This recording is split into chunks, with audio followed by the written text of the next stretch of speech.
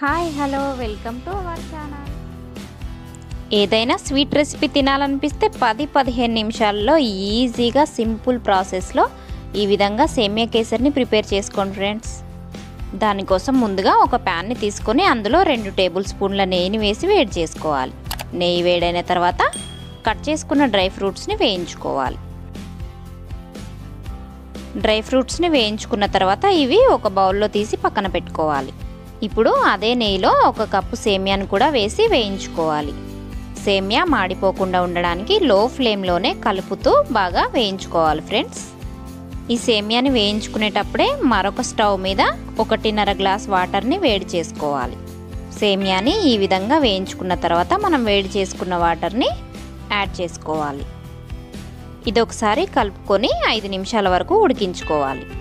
1 cup సేమియాకి 1.5 cup నీళ్లు పర్ఫెక్ట్గా సరిపోతాయి ఫ్రెండ్స్.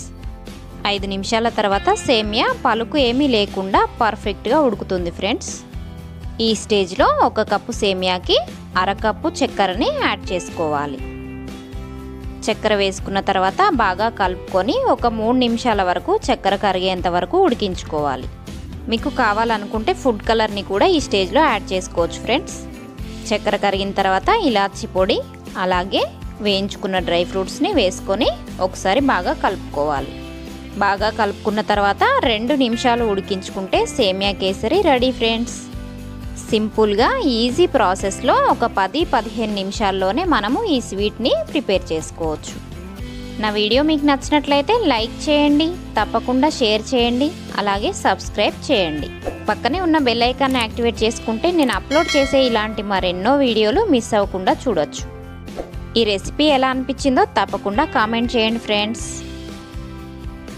Thanks for watching.